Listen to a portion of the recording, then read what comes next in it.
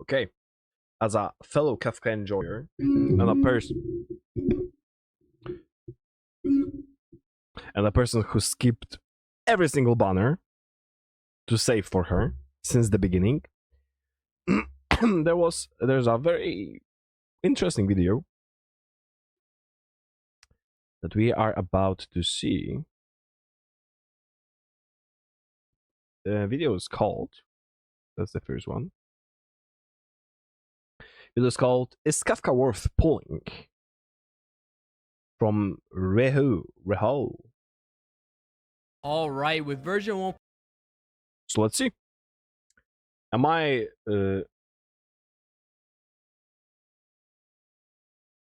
stupid for saving for Kafka for such a long time, or maybe she's a worthy of my tickets? I will still put for her, so it doesn't matter. But let's see what this interesting, handsome, and very clever fella have to say.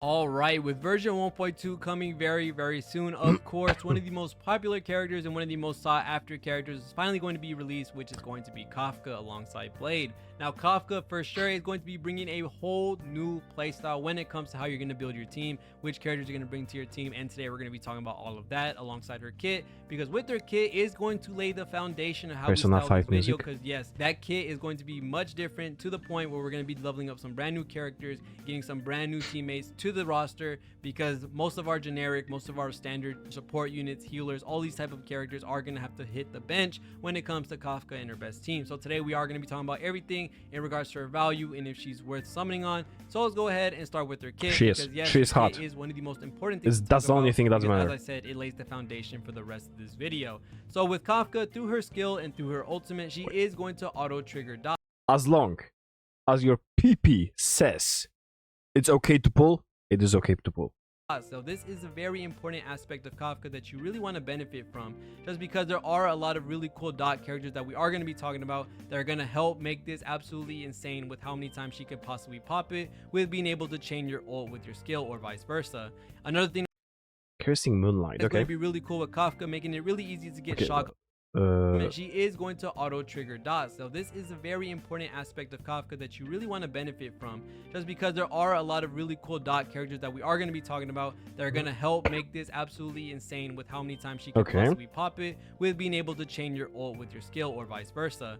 Another thing that's going to be really cool with Kafka, making it really easy to get shock on the enemies, that through her ultimate, which is AoE, and her follow-up attacks that come from allies' basic attacks, you are going to have a chance to inflict shock on the enemy, which is going to make it a lot easier to put these on enemies and also wait for your other characters to eventually apply their dots as well. So for the characters that are going to work very well with Kafka are going to be the characters that are literally on her banner. Her skill, like outside combat skill, is so cool. Look at this. So for look at this. Look how hot this is. Are going to be the characters that are literally, oh my god, I'm creaming, apply their dots once again as well. So for the characters that are going to work very well with Kafka are going to be the characters that are literally on her banner. You are not pulling for a character, you are pulling for this ass. One of them that we need to talk about for sure is going to be Sampo. Now Sampo, I know some of you might not want to build him, some of you might not even want to look at him. He's almost level 80 Sampo for is by me. far going to be one of the critical and more core components of Kafka's team for one reason. Now, he extends the damage over time. Not only does he have really good wind shear application with hitting multiple enemies through his skill and his ultimate, but his ultimate is the main thing that you want to look at, because his ultimate does have increased dot damage taken when you hit these enemies with your ultimate, and it hits the whole wave. Now this is going to be very strong for Kafka, not only because it's going to have a chance to apply wind shear, but since you're going to have not only Kafka's dot, Sampo's dot, and maybe another character's dot, which we'll talk about really soon, you're going to have all of those dots give extra damage because of Sampo's ult. And with being able to re-trigger that with Kafka's skill and Kafka's ultimate, that's going to be very strong. Not only with that, you are going to also get that damage instance when the turn ends too. So that's 3 different damage instances that you possibly have with that damage boost from Sampo. Nice. So Sampo is going to by far be one of the most important characters to level up with Kafka. So you want to make sure that you're going to start building him right now while you're waiting for him. Yeah, while he is almost level 80. So leveling him up, because you are going to end up using him. Another character that's going to be really nice, which is also on her banner, is going to be Luca, our new 4-star physical nihility character. Now Luca has a lot in his kit and a lot of really cool things in his kit, and it's a really good thing that he... I tried reading Lucas' kit when I was doing ultimate tier list, and I was like, I read his ultimate and I was like, okay, what? So maybe this good person will he's actually physical, because it's going to make it a lot explain to easier me. to inflict bleed on the enemy. Now, Oh, with bleed. Luca, I through have his it, talents, physical. he's going to end up auto retriggering bleed, which is absolutely insane. He's going to, like, again, make it really easy to be able to burst down an enemy with being able to retrigger dots really quickly, What and is also animation? waiting for that end of the turn dot What is this big ass an enemy glove? with being able to retrigger dots really quickly. Okay. I'm gonna say this. I'm kind of disappointed because I was really hoping that he will have his like normal arm, like the one you can see on the right. I really hoped he only had this one, but well, you can have everything. But the biggest arm also looks cool. And also waiting for that end of the turn dot is going to be absolutely amazing. Not only that, his ultimate, and also waiting for that end of the turn dot He got a fucking is gun, rocket launcher. Wait. to be absolutely amazing. And snaps back. Not only that, his ultimate increases damage taken to the enemy, and also Okay. be absolutely amazing. Not only that, his ultimate increases damage taken to the enemy, and also through his skill he's able to apply dot. So all of these things together with Kafka, with Sampo, it all just synergizes very well together. And of course, you're going to end up putting another character in the back for your survivability. Now, you can do something really cool, which I ended up thinking about, which is you already have Wind Shear from Sampo, you already have Shock from Kafka, you already have Bleed from Luca. Now, how do you get burned with a survivability character? Well, we could possibly put Fire MC with the Preservation Light Cone that is going to end up... And I'm doing this already. Because if you combine the market CE with his talent, it actually applies a lot of burn. But then you don't have healer. But you can actually wait. You can actually do a cheeky thingy, and if you play simulated universe with this team, there is a enhancement from the Nihility that heals you. And maybe if it's upgraded, since you have this many dots, maybe it will actually heal you a lot. I'll have to test it. Up burning enemies when they get hit. This is the way you're gonna get all 4 dots and also buff them up with not only Luca's ult, with Sampo's ult, and also re-trigger it with Kafka. So this is very creative and a very cool way of thinking. But of course, if you're gonna want to put somebody stronger to be able to make sure they don't die, because Fire MC, although he will apply burn, he won't be able to keep your characters alive if they're taking a lot of hits, especially in the higher floors of Memory of Chaos. Now, for the characters that don't work so well with Kafka, I'm just going to go ahead and say possibly everyone. Just because, yes, all these characters can help. Characters like Silverwolf can help implant weakness. She can also defense down. Same with Pella. There's just a lot of really good support characters. Tingyun, Pella, Bronya, Silverwolf. There's just a lot of really great characters. But from those, Tingyun is probably the best. At first, I thought about Yukong, but problem with Yukong in this team is that you don't really benefit from her crit rate, because damage over time cannot crit. So you're basically wasting half of her kit, which is her ultimate. I mean, it always there for damage, but yeah, I don't think that her skill alone is enough to justify taking Yukong. And Tingyun with her battery and damage up, plus because of benediction, she also allows the unit to do electro damage. Maybe. in regards to Kafka's kit, you really do want to emphasize the re-trigger of the dots, because this is going to do the most of the damage, because you're not going to be building crit rate and crit damage on Kafka for the most point, because you are going to want to make sure you have break effect. You want to make sure you have effect hit rate so that your dots actually land, because this is basically what you're going to want to be doing, because this all revolves around Kafka's kit and not really around her sole personal damage. So there are a couple things you do want to make note of when you're thinking about Kafka, is that not only when you roll for Kafka are you building her and you're leveling her up, you're also going to have to level up all these other Nihility characters alongside Kafka, because I know a lot of people haven't built Sampo, and he's going to be a very core and critical component of. And they are not smart if you are not building Sampo, because he's the best boy. Kafka's team, so you do want to make. Plus Sampo with his break and his skill on a single target, dude. You shred like half of the break bar with his skill alone on a single target. What are you doing? Wait, I muted him before Kafka eventually comes out. And then you also want to look at Luca. He's a brand new character. He's going to be appearing with Kafka's banner. So yes, this is another Nihility character that you're going to have to be grinding up. You have to get the stagnant shadow materials for Sampo and Luca, the traces for them, everything, the light cone, leveling up the light cone, the materials for that. There's just the overall very, very big energy sink when it comes to Kafka and her team, and especially with all these new characters, with all these characters that people haven't built, because yes, Sampo did suffer from him not having a dot playstyle surrounded around him, or having the dot playstyle fleshed out by the time he came out. So yes, a lot of people didn't end up building him because he didn't have the conditions to be able to be built, and with him being built, there's just not a lot of teams that he can really shine without Kafka. So with that being said, remember that Kafka is a really big energy sink when it comes to building out her team, because a lot of her core component teammates aren't going to be built, aren't going to be used unless you already built them, which is going to be really good.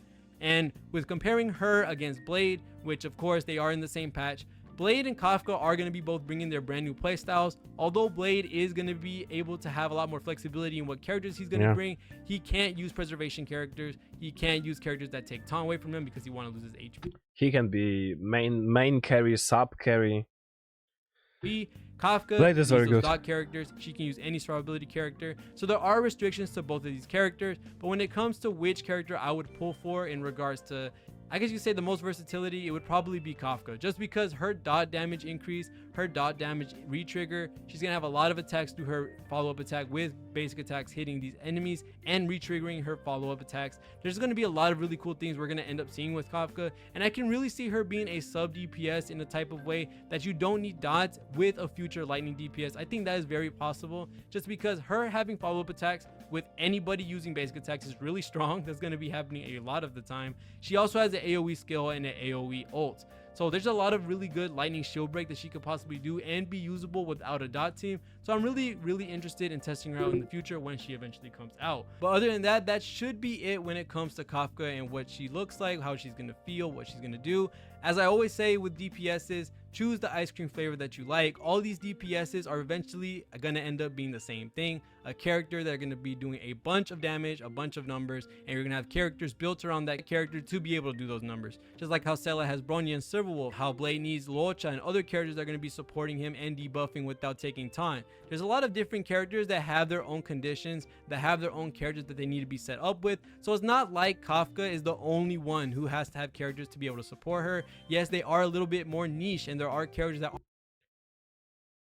there's a high chance I'm mentally handicapped, because I saw this picture many times, but this is the first time I realized that beside Kafka we have Silverwolf here and we have Blade here.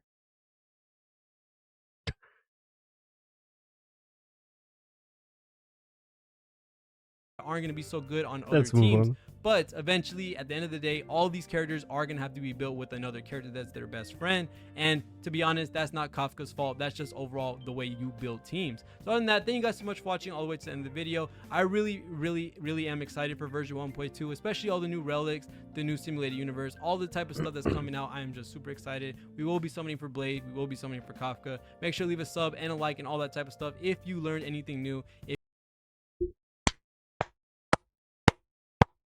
Great video. Great video. Wait, there's another one. So yeah, looks like it is a good idea. But let's top it off with 5 reasons why what Kafka is a must pull. To get patch 1.2 off to a good start, Honkai Star Rail will add a 89 subs. Let's go. I already like you. Juicy banner containing Kafka. Let me tell you 5 reasons why you should pull this banner.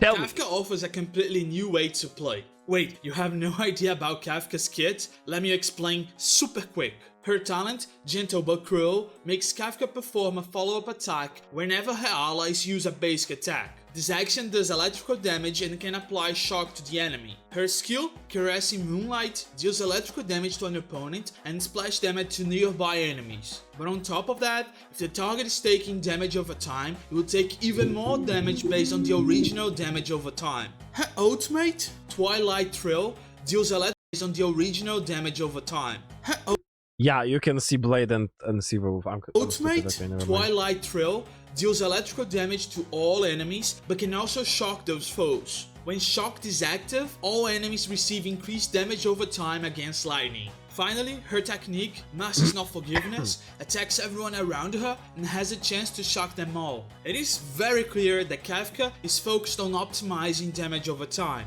Although there are other characters that specialize in this type of damage, like Sample or Hook, they're still not that popular.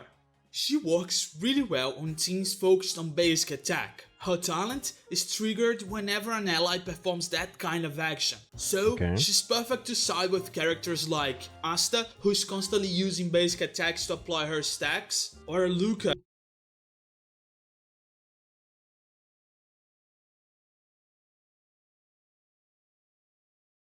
What? like Asta, who's constantly using basic attacks to apply her stacks. What?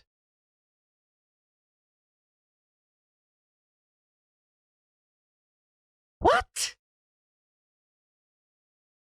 You are constantly using basic attacks on Asta to apply her buff. Yeah, if there's one enemy, I guess. Or Luca and Blade, who are constantly using throughout their rotation. This way, you can assemble a team that consumes fewer skill points and focus them on either Kafka or some other support like Bronya.